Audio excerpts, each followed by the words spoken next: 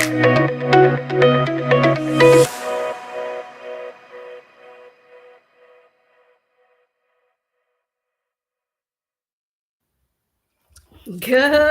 morning. Welcome to the Holy Shiftballs podcast. It's Thursday, baby. This is where spirit meets sarcasm, healing comes with giggles, and enlightenment includes occasionally dropping the F-bomb. It's time for another dose of Thursday shenanigans. I'm your host, Sharon, with my energetic bestie. I'm Bethany. And together, we're Holy Shiftballs. Holy Shift. It's Thursday. Let's go. And woo! Well, we have got an amazing being for you guys today. We are going to be talking to the amazing Terri Jay. Now, Terri is the cowgirl shaman. Now, she is widely known for all of her intuitive communications with animals, people, and it's just really amazing the work that Terri does. She offers intuitive communications for nonverbal, such as nonverbal autism, also Alzheimer's, just to name a few. So I will not steal the stage. I am so super excited. Let's give a warm, energetic welcome to Terri Jay. Terri! Thanks so much for having me. Great to have you with us. We're so excited. This is awesome. Yes, me too. I love my work. And you can tell it shines through because you are totally authentic no matter where you are or what you're doing, and that's part of your beauty. So can you tell us, Terri, what was the defining moment in your life where the universe pulled that saddle right out from underneath you and shifted your life in a completely new direction? It was pretty amazing thinking back on it, and I was just so calm and relaxed pretty much at the time. But in 1990, I was doing a horseback therapy program with disabled kids, and I picked a kid up out of his wheelchair and put him on the back of one of the horses, and he looked at me and said, "Hey, I have a cramp in my hip." And I said, "Oh, if you have a cramp, well, here, sit this way, it'll take the cramp out." And he said, "Hey, you can hear me." And I said, "Well, of course I can hear you." It didn't dawn on me at the time that he was nonverbal. So we went about our business doing the horseback therapy. And while we were doing it, I walked next to them and spot them because we do vaulting, which is gymnastics on horseback. And he's talking about the school play and his little girlfriend and everything that had nothing to do with horses. So when we were done, I took him off the horse, put him back in his wheelchair, and he went back to class. Well, there's a gal leading the horse. And she just said, "Hey, he's sure talking great." And I said, "Well, just because he has CP doesn't necessarily mean that he has any cognitive issues." Right. She looked at me, she said, "Terri, he didn't say a word. He can't remember." And if I was a horse, I would have done a buck fart snort, because when they're spooked, they do all three of those things. A buck fart snort. When they're spooked, they do all three of those things at the same time. It's hilarious to watch, as long as you're not on him at the time. Yeah, exactly. But anyway, I went into the classroom and they put a band around his head with a pointer, and he had typed out on his computer, "Horse lady can hear me."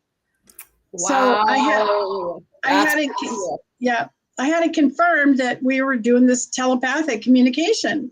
Mm-hmm. So I stood there talking with him, realizing I was hearing his thoughts because he thought in words, And he was actually heard him as if he was speaking to you.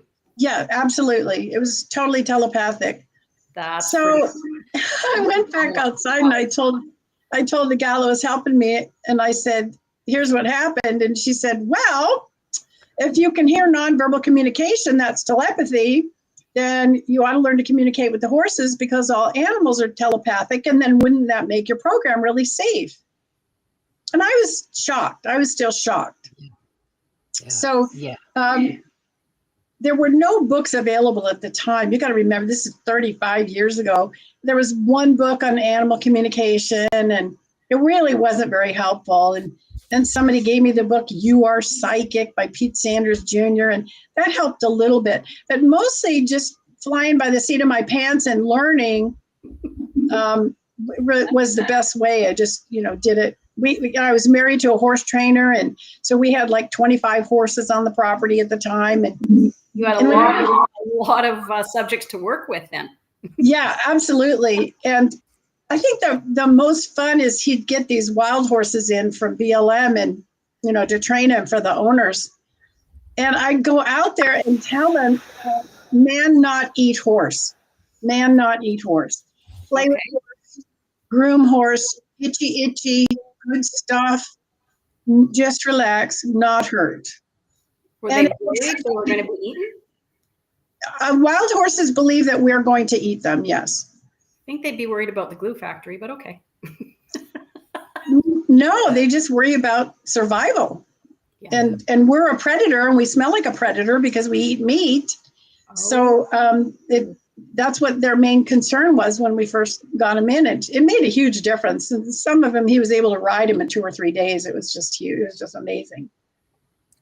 Wow. So that's been the beginning of my journey. And then along the way, I ran into energy healers. And you got to remember, I'm really a down to earth person. I'm out there shoveling manure every morning, and feeding horses. And you don't get much more down to earth than that. And so this stuff was all too weird for me. I'd never, gone to a psychic or had my cards read or anything. I thought they were all frauds and it was all BS and all that. So to then be on the other side going, well, I'm hearing all this weird stuff.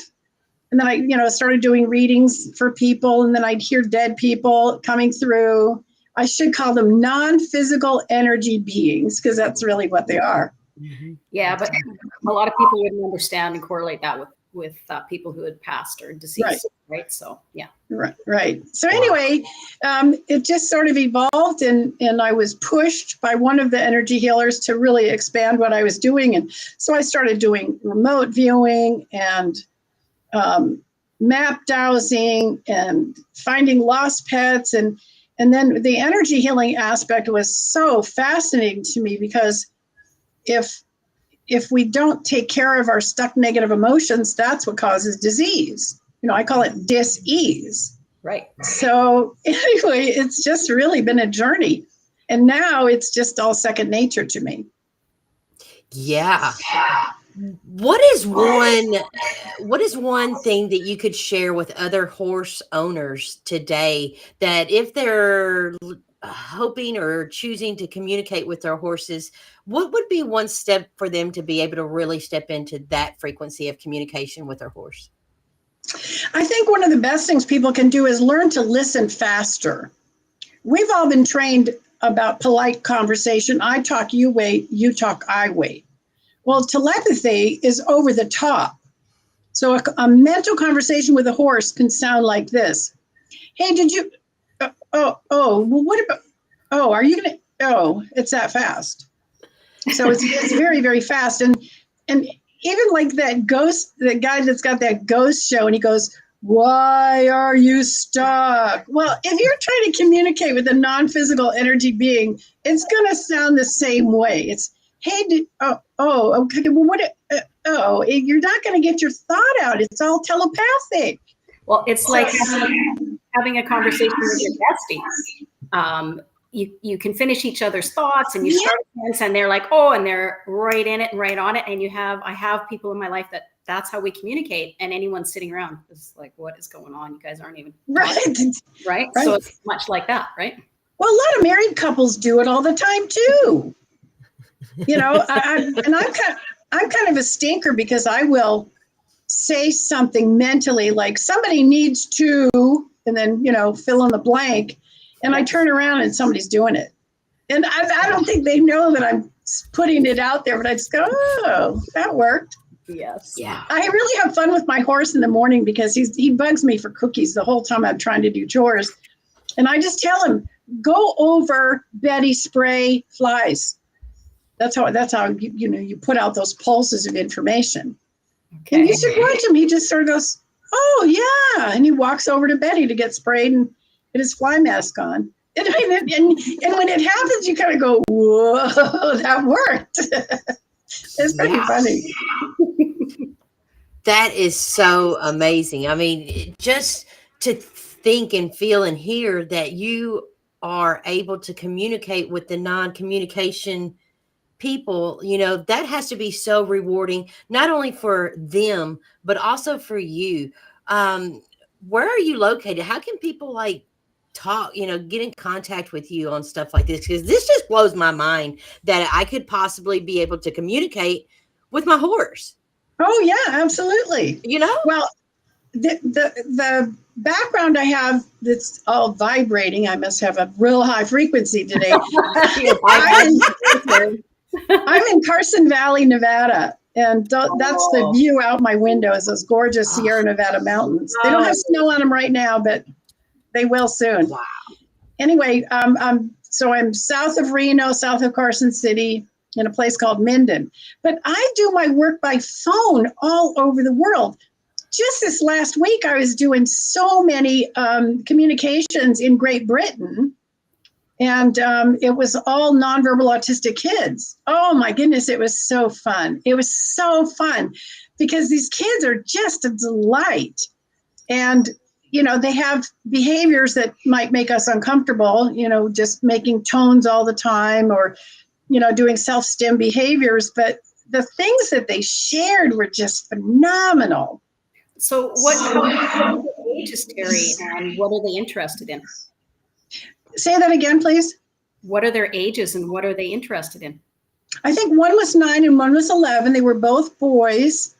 And one was visually impaired too. And so he gave me the feeling of, and this is just right, you know, off the get-go. I said, he's giving me the sound of a jet engine. And I said, so he wants to know what that comes from. And his mom said that they drove past the airport and a jet landed like right above their car. It went right above their car. And she told him it was a jet, but he still wanted to have that connection to what is this? Okay. So I told her, I said, either get him a model, I said, or take him to, you've got an aeronautical museum there. And I said, take him and let him be able to run his hands all the way down a jet so that he can feel the size of it and everything. He can explore with his hands. And so she was like shocked that he was sharing that huge noise and with the question of what made that noise. Exactly. So that was really cool. And then the other one was, I'm trying to think what he was coming through with. Oh, he was going through puberty and he's growing hair on his arms and it was irritating him. The hair on his arms was irritating him. I imagine the hair growing on other parts of his body would be doing it too, but he just felt like he wasn't in his own skin anymore.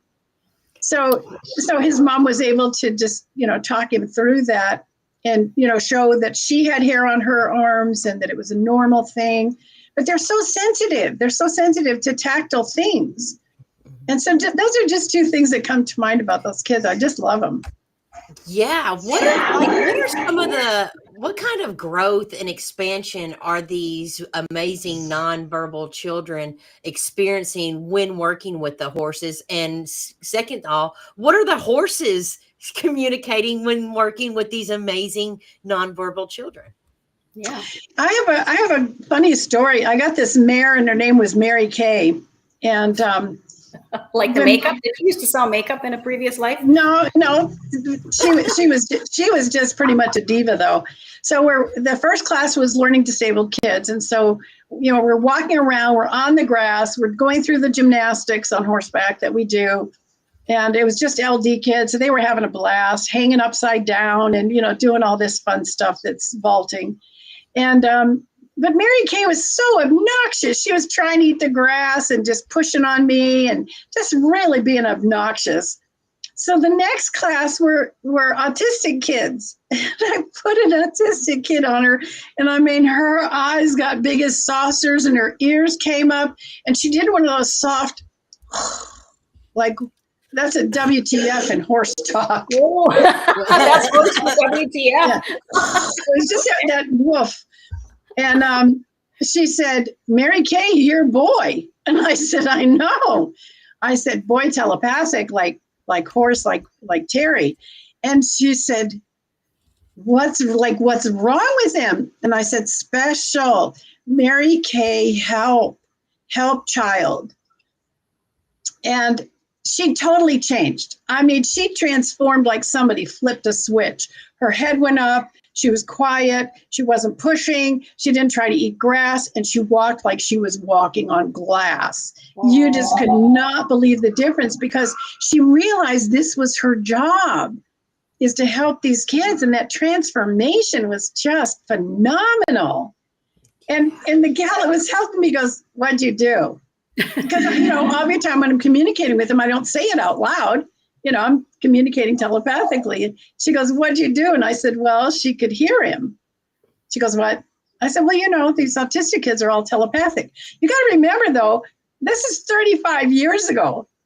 And now we have the telepathy tapes where they've proven that autistic kids are telepathic. And I really want to go, well, no, duh, right?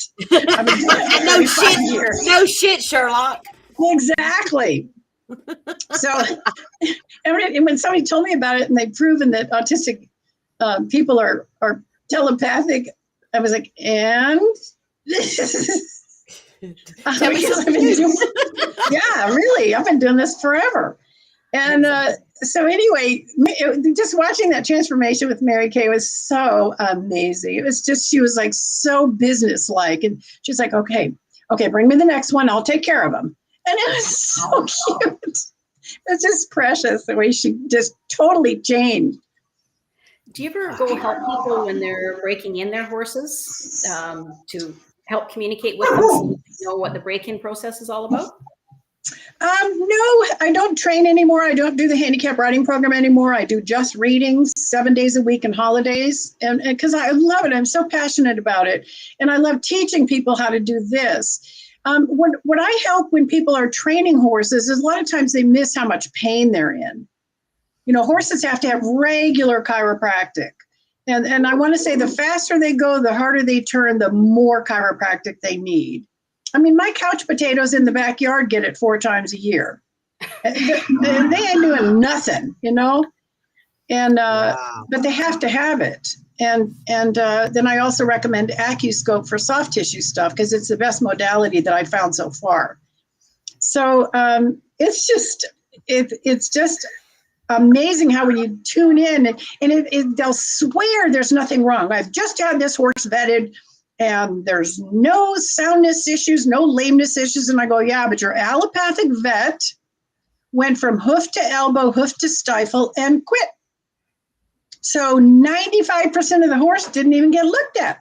Oh. Well, yeah. Well, okay. So he's out in his atlas axis. He's got TMJ. He's out 4 places in his neck. He's out in his withers. And he's got ribs out on both sides, and his mid back is out, and his low back is out, and his sacrum is out. Other than that, he's fine. So on a pain scale of 1 to 10, he's an 8. And you're wondering why you've got performance issues? So yeah, that stuff really helps. Wow. Something's echoing.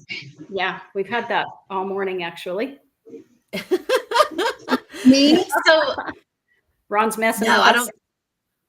I don't know. Terri, what is one of the healing modalities, or how could someone step into their own abilities of, I know you don't like psychic. It's more of an intuitive communication with spirit. How can you guide somebody that might be on the quest of, hey, this sounds, I have a feeling this is something that I would like to pursue? What would you guide them or tell them how to do that? Well, first of all, everybody has these abilities. We're all born with intuition, clairvoyance, clairsentience, clairaudience, and claircognizance. Clair just means clear. So we have clairseeing, clairfeeling, clairhearing, clairknowing. We all have all of that. And we turn it off in childhood, so it's just a matter of turning it back on to use it. And I think one of the biggest things is just learning to communicate faster. Listen faster. That's the biggest thing I would tell people. And I've written 3 books. They're published. They're on Amazon. You can get them on my website, to teach people how to do this. And because anybody can learn. I've taught people how to do this through the years that now do this as a living. And they're good at it. You know, I may call them up and go, hey, can you look at something for me? And of course, you're on the phone saying, can you look at something? But we know what we're talking about. But the first book is The Cowgirl Shaman Way, 7 Easy Steps to Develop Your Intuitive Ability. And that just sort of goes through how I got started and the whole mishigas. And then the second book I wrote is called Intuitive Communication, Communicating with Those Who Cannot. And to me, telepathy is not enough. You're going to hear words with telepathy. With intuition, you're going to get tastes and smells and sounds and feelings. The feelings can be tactile, they can be pain, they can be emotions. So I think it's much more important to go whole hog and develop all of your intuitive abilities. But this way you can communicate with people in a coma, persistent vegetative state, with severe Alzheimer's, dementia. You know, it just makes it so that you can communicate with anybody, anywhere. And the last book I wrote is called The Physics of Mediumship, and I almost put the subtitle, Cut the Woo-Woo Crap. Because that's really what I wanted to do, is go, hey, you guys, this is not woo-woo. We're not, dealing with the devil here. There's no such thing. And just that we all can stay connected to those who have passed, whether animals or humans, forever. We just need to learn to listen and communicate in a different way. That book is really fun. It's really fun.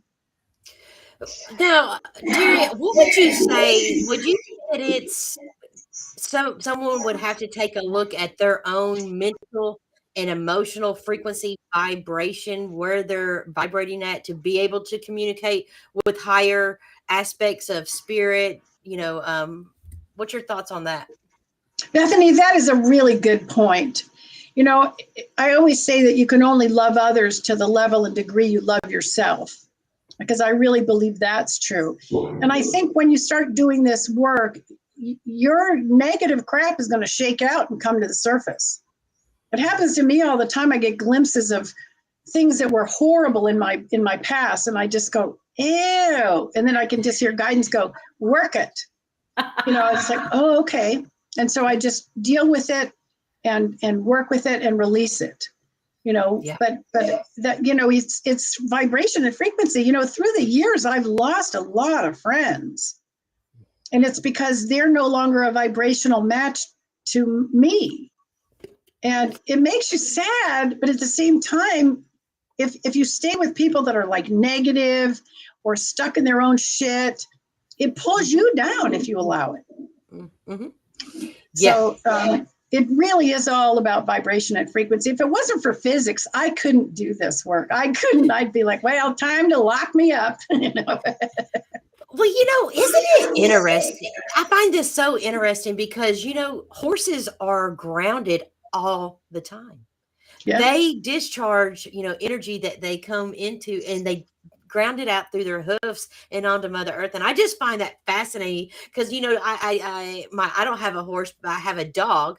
And every time she goes outside, she grounds. And when she comes back in, she always gives me a hug. And that is so, I can feel it. I can sense it. It's just so magical. These beings that just go outside and they ground all the time. So that energy flows to you and through you. Absolutely. One of the biggest things about doing this work is learn to get and stay grounded all the time. And there's times when I get on the phone and I go, how can I help? And it's almost like my guides go, ah, ah. And I go, oh. And then I try to ground and I go, what is wrong with me? And it's like, I look like I'm constipated. I'm going, trying to ground, because my crown's closed and I have no roots, and I'm just trying to visualize and feel it. And most of the time I can ground with a breath, just a breath. Mm-hmm. But there's sometimes when, I get stressed or things aren't going right, or, I've gotten angry about something. And it's so grounding after that. It's a chore. It isn't like, oh, I'm in, it's not like that. You just have to think, okay, roots out your feet and your tailbone. Send them to the center of the earth. Wrap them around the core. Bring them back up. Open your crown. It's like I have to go through the steps. Yeah. Yeah. Well, Terri, it has been an absolute pleasure talking with you today. Will you share with our audience how they can connect with you, talk to you, or they can schedule an appointment? Anything that they can do to get into your frequency and your energy. Our audience would love that. Absolutely. The best place is my website. It's just my name.com, TerriJay.com. You can pick your day and time on Calendly on my website. You can pay, fill out the form. So I've got your information so I can contact you. And then I confirm your appointment, call you, and just start every reading with how can I help? And we just go from there. Beautiful. That is absolutely stunning. Thank you so much, Terri. You're such a gift to humanity for everything that you're doing. You're so sweet. Thank you so much for having me on. And I wish you guys all the best with your podcast. I know it's going to be a huge hit. Thank you, Terri. You so much. We love y'all. Have a great day. Bye. You too. Bye.